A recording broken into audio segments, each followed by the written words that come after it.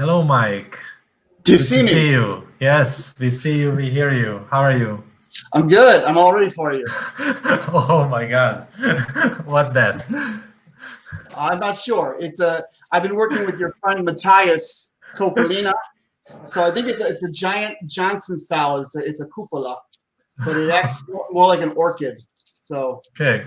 so So we can meet personally now the owner of those very skillful hands, what we have seen already in the video, right? You posted this amazing creative structures, and you just constructed them on the camera on live. So it was really amazing to see. And I know that just in the same way like Paul, you also have a history in this field. I mean, a personal history.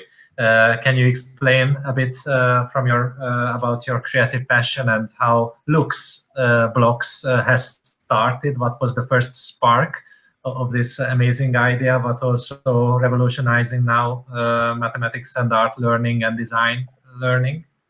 right.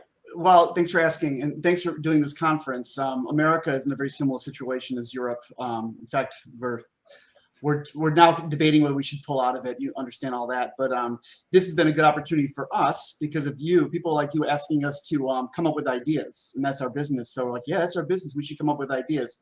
So, but to get to your point, it started. I grew up, and sometimes we overlook our just our background, right?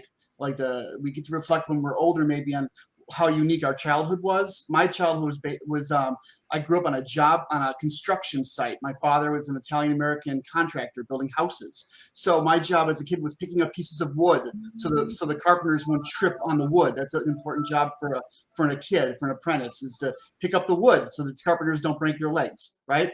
And so I saw houses go up, and I learned from an intuitive kid point of view what makes 2x4s stable and what makes them move and wobble. And I ended up going into aerospace engineering in college, thinking that structure was my thing, but math was not. I found out the hard way. And so I ended up being an art major, and I graduated an art major. But could you guys see me or hear me? It's all Yes, black we over do. here. Yes, we Okay, do. okay, We can. good. Yeah, so I graduated an art major, but I felt as though the world I didn't want to hurt the world by bringing me into it prematurely because I was kind of an idiot, I thought. So I moved to a forest in Maine. I read my Thoreau on Walden Pond. I moved into a hut in the woods and spent 2 years living a primitive lifestyle, building tensegrity structures. I was a big Buckminster Fuller fan. And so I wanted to kind of do what Fuller did, was make myself an experiment and try to break things down into ideas that came from my own brain and language that I understood about how the world is put together. I did the animal dissections, plant dissections. I kept big journals. I knew how to draw, so I drew. And I came out of the woods with an idea about how structure works. And my first trip after Maine was to go to California. And I actually met, Paul doesn't remember this, but I met Paul Hildebrandt at a Buckminster Fuller conference. And the ideas I had then were just crazy. But people like Paul were very inspirational to me to hear about what they were up to. It was like my first tribe that I felt comfortable with. I didn't feel comfortable in the engineering tribe or the mathematician tribe or the artist tribe, but this hybrid of art and math and architecture and design, I felt more at home, if that makes any sense at all. And then my wife-to-be and I were very inspired by education. I was a teacher in Chicago, an inner city school teacher, building big domes and buckyballs for these little kids in the inner city of Chicago. And we became inspired by Frederick Froebel, who's probably more well-known in Europe than in America, the inventor of kindergarten, and his revolution by modeling nature, whether in motion or in form, to little kids in the 19th century. People later on, like Le Corbusier and Buckminster Fuller and Frank Lloyd Wright and Albert Einstein and the Bauhaus movement, all credited this ingenious new thing called kindergarten with their inspiration. So my wife and I are like, why don't we know about this? What did he do back in the 19th century? And what he did was he reduced nature into playthings, right? That's what he did. He was a geologist, and he knew about crystal structure. He was kind of cutting edge. He went on the field and found new crystals like cobalt. And so he made these toys that were based on nature. And he thought that the kids' own natural ability to make connections through play was where the real magic in education happens. And we tend to believe that too. We think that idea of progressive education is the best idea. And it's almost always by habit of our culture being pushed aside for the linear, here's the knowledge we want to impart to the kids. Here's what a smart kid looks like. Here's the test to prove the teacher did her job or his job, and then we'll know if the school failed or not. And we think that model is so bad, so wrong, and so unfortunate. So we went ahead and developed Lux, and Lux is based, it's a plastic toy, kind of like Paul Hildebrandt's, but you have to understand the way we see structure is, construction is can't violate physical principles. So you have bricklaying, which is like Lego, of course, and that's stacking things. And connects, if you're familiar with connects, that's like 19th century bridges and roller coasters. And then Paul's invention, Zone Tool, I see is like the hyperspace crystalline universe, where you have these nodes with these beautiful predetermined angles that he figured out that these are special angles and these are special lengths he came up with. And so he can create a hyperspace, and he can create all of these zonahedra, okay? Which was the science we were familiar with. We were more interested in what we call the linky level. So what Lux does, it imitates nature at the very, very small level because it's kinematic. These things hinge, they link, and they make a hinge. Okay, and when you put these in series, like these triangles, these trigons, they'll act they seem almost random. They seem almost like they're moving willy-nilly. But the minute you put them in series like this, all of a sudden, they'll form into more recognizable patterns. And what they do is they're forming either prisms or anti-prisms. And all of a sudden, you see this vocabulary come out. You guys talk about the math in nature. This is the math in structure. Okay, so when you start taking, and this is how nature works at the cellular level, cells are made out of membranes. There's these, like I showed in the video, there's these amino acids that fold into these beta strands, polypeptides. They fold into beta sheets, which are proteins, and the beta sheets form into beta helixes and beta proteins, okay? So there's a whole buildup, but never once, when we go all the way down to the molecule level, is there like a break from structure and a structure that kids can recognize. So this is a world that's very reducible to play.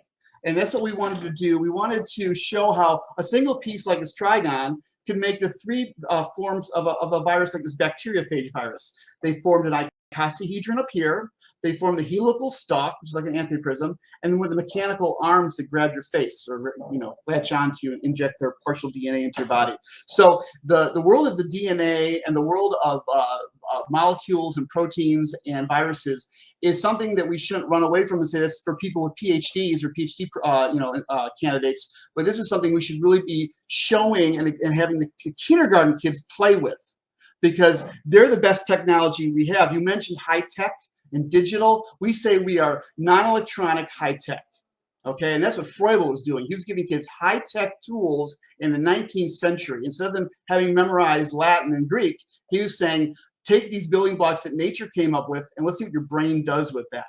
So that's what we're all about. We're about this idea of invention and of motion in the kinematic universe, which is a universe now that we're all exploring over here in the United States at MIT Media Lab and Harvard's Weiss School of Biologically Inspired Engineering. They're studying this stuff, folding origami materials to make nanostructures and to see how it works in nature and how things can be built up. So that's what we're all about. Yeah, good. Christoph, I have a question here for Mike. And one of our viewer, Dr. Maheshi, is asking which cognitive abilities will lead by this hands-on modeling. So, Mike, what is your answer for that? That's interesting you said that, because I'm not a cognitive scientist, but we work with a lot of them. And we won a couple of awards at the CARD Institute, which is the Center for Autistic and Other Related Disorders in California. And they found right away that children and adults on the learning spectrum, on the autism spectrum, were showing very interesting signs. They would have these very lucid conversations that were very focused while they were building with Lux, which I think goes to executive function, because I think sometimes people, and of course, autism is a spectrum. It's a whole cocktail of different disorders. But I think some people think in stereo, where they have we call them ADHD. They can entertain two thoughts at once, and sometimes it's better if you let them do that. So that's why we have fidget spinners and fidget flexors and things like that. We call this the fidget flexor. So we found out the executive function. I think that's what it is, where the brain could like do an abstract creative activity and be very entertained by that. And that pleasure of doing that allows them to say, what were you talking about? I could listen to you now because I'm doing something. So does that answer your question? Yeah. Thanks a lot. Sure. Thank you very much. And innovations and educational projects will come out of this session, as I see. So I would like to ask all the panelists to have one very short answer to the very complex question coming from Paul Rafa Miranda, who says that many mathematics and physics teachers is complaining about that maths and physics cannot be learned through projects or innovations. There are more traditional subjects. So what's your best suggestion to maths and physics teachers who are a bit afraid of innovations and creativities? I would like to start with Janika, because I'm sure that you need to convince a lot of time teachers that you are able to. What do you say? What's your key sentence? What's your magic? Share with us. When I look at into eyes of the teachers who gather together to create or co-create these new learning designs, how to make math more visible with robots, then I ask sometimes, why are you here? Why don't you use this traditional way? And then they usually answer me that, I need a professional development. It's interesting for me. I'm so excited. So when I'm so excited, I want my students' experience the same. Thank you. Yes, great. What's your trick, Noah, when you need to convince someone? Well, I'm convinced that every teacher can do something. Of course, you don't teach creativity. This is something that has to come from inside. But you can have some examples. If you are doing it not on parallel tracks, but parallel tracks which touch one another. To have a traditional lab in physics, in basic physics, you cannot avoid that. But to have new experiments, and you can just have a look. If you are teaching in mathematics, what is a level curve or what is a contour? You can do it using a pen. You can do it using a computer algebra system. But you can look at a mountain, and then you will see the straits of the mountain and the different kind of stones that you have, the different layers, and you can explain them. You want to explain what is a saddle point of a function. Have a look to a pass between two mountains. So you can have a lot of way of doing that. And for all this kind of dynamic geometry, for example, you can use Lego, you can use magnets, you can use a lot of things. Everything begins with this technology. You can look on a pass, you can have a look on a and so on. Everything is possible. Do something very dynamic. And if you are doing that, you will have a good result. And your student will help you. And you know what? I will finish with that. In the Talmud, there is a sentence. A sage of the Talmud said, I learned a lot from my teachers. I learned more from my colleagues, but the more I learned was from my students. Yes. So thank you for sharing with this wisdom also, Noah. So Mike, the question goes to you. So how you convince math and physics teachers why they need to use Lux in the math class and also out of the math class? Because experience, and this is kind of a nod to you, experience workshop, but experience is the teacher. And so if we sterilize, like we do in the United States, we sterilize a classroom and think that it's best to make a classroom look like an office and children should be white-collar workers, we're already cutting ourselves off at the knees, because kids, rightly so, would rather be outside with a shovel, digging a ditch and making water flow. Kids are civilization builders, right? They love nature and they love experience and real authentic experience. And we're so artificial with education for some strange reason. It's like a weird kabuki theater where we're pretending we're teachers that know stuff and we really know we don't know very much at all. So I think we have to stop pretending, remember what it was to be a kid and hate school, because most kids hate school for a good reason, and get real with kids and let them go towards their excitations. And you'll get more kids who will be physicists than by tracking them like little technocrats. Thank you. Paul Hildebrand, how do you encourage math and physics teachers to use Zone tool in their class? Well, I have to admit that I'm probably not very good at doing that. I've got a lot to learn from teachers. That's not true. I'm sorry. I've been at a number of workshops of yours, and all of them were extremely encouraging. So, but if you want to summarize your magic in one sentence, you probably know from having worked with the Zone tool. If you work with young kids, you probably know the first model they want to build. They want to start sticking struts into a ball. And what if I fill up every hole? Which I haven't done here. I've only filled 20 out of, well, actually 22 out of 62 holes, you include the blue line into the middle. And it turns out that this model that they build with these 31 axes going through one point is probably the most accurate model, physical model of Hilbert space that anyone could do right now. Because not only do you have 31 dimensions represented, but you also have these symmetry relationships that are sort of encoded in the universe between the numbers 2, 3, and 5, twofold, threefold, and fivefold symmetry. That is to say, if I project this cube along a threefold axis, if I can put it there, I could turn it into a hexagon, which is really 2 times 3 in 2 dimensions. Hilbert space is the basis of quantum math.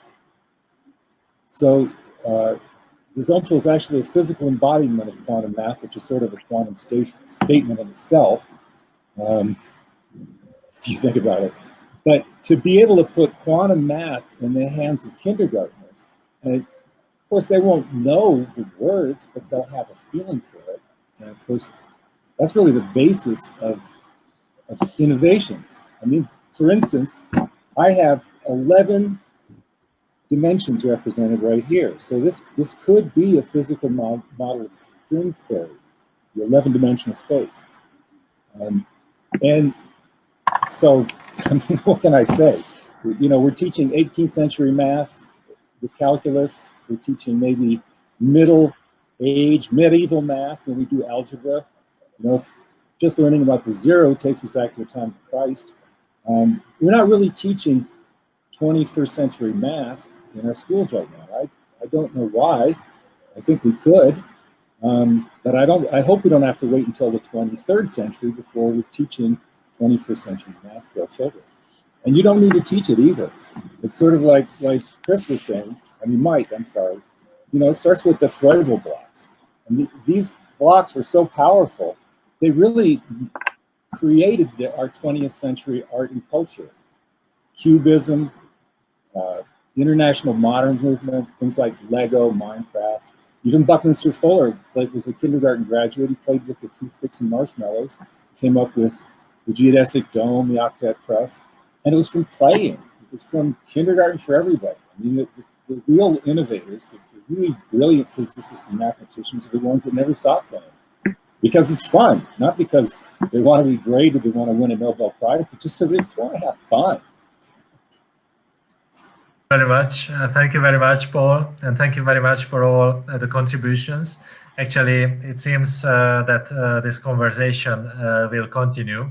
I really hope that it will be also continue on public as well. So using similar technologies, and maybe we can come come together in live as well very soon if this crisis will be over, because we got many comments. Actually, I just see that Noah also got inspired Portia Ungeil, who found the process of discovering and providing access to materials is very inspiring, and these potentials in e-learning and also physical learning. And there was also questions that someone started to think about e-teaching of differential geometry in K-12 classes, and so many things coming. Someone say Mike Acerra nails it, Paul Hildebrand nails it too, and Janika's math education with robots also inspired a lot of comments. So I would like to close this session on its peak and cut it here. And I really hope that this will motivate to continue the conversations also in a larger scale whenever we can get. I give back the word to our boss, Haram Kulkarni, who will tell us how to lead the way forward. Yes, Christoph. Wow, what a session! Great. I guess this has been a great learning experience. I was just listening, and I forgot that I'm a host now, actually. So thanks to all the speakers. I guess one line is been given by one of our visitor here. I guess the name is Zohir Bitar, and what he or she says, just give your student a challenge and they will surprise you, as my students will always do. So I guess that's what Paul is also would like to say, that just give them a challenge. And Mike also said that, okay, you are not now in a kind of a thing. So this is a challenge that we need to face and learn on. So thanks, Mike. Thanks, Paul, and all the speakers, and Janika and everyone. This has been a super interesting session for all of us.